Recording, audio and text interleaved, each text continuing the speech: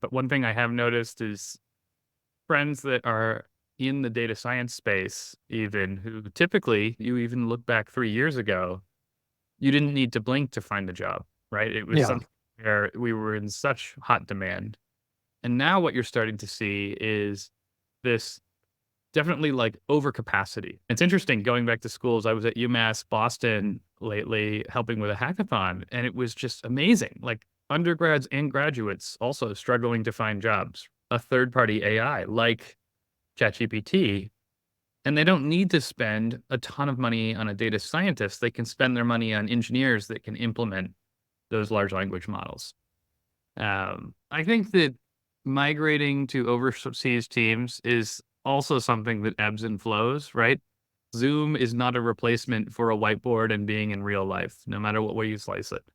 Startups right now are generating and creating lightweight layers on top of large language models. Yeah. You look at GPT 4.0 and you start to look at what is being released right now with video cameras.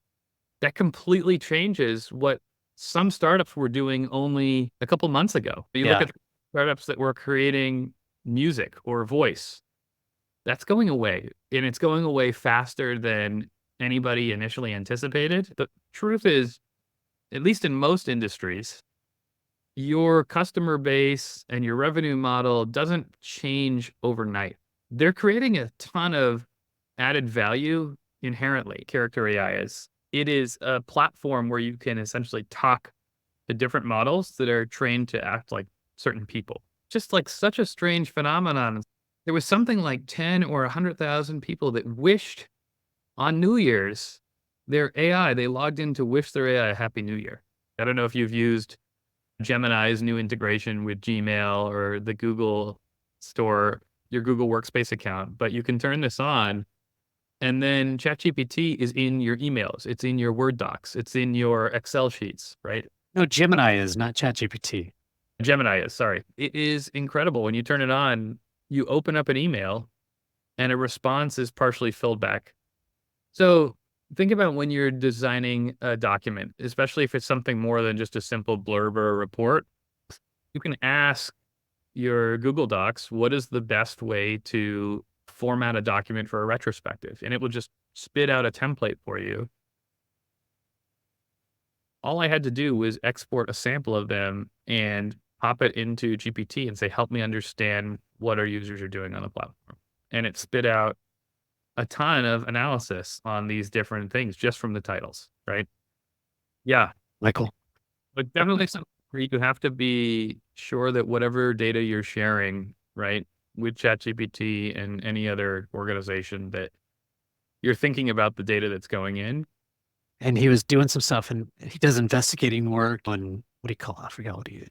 But and he gets testimonies from different people about the investigation and things like that, and they record it.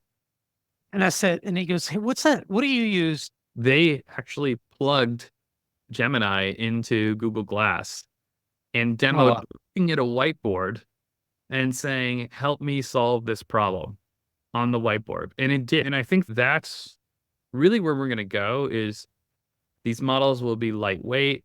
They'll be able to run on extremely low power and be everywhere and in everything. And so imagine like every device in your home becomes this little personal assistant. It's going to be creepy, but it's also, I think, going to make it a lot easier. I walked into a friend of mine's home the other day and they have a refrigerator that's talking. It like literally is a talking refrigerator. And I was like, this started getting into it with them and I'm like, how does it work? Like, what's the real value here? Its value was marginal. It's, oh, you has a whiteboard you can write on and it tells you what, but then it had some cooler features, which I was impressed by. It actually knows what's in your fridge, tells you when you need to get something new or replenish something. And I was like, yeah. that's right. But we're still in this gimmicky phase with AI. Like they're Yeah. starting to see some real value, but there's also a lot of gimmicky stuff. And it's going to be a while before we really pull out of that and get to these embedded systems that are solving deeper rooted problems.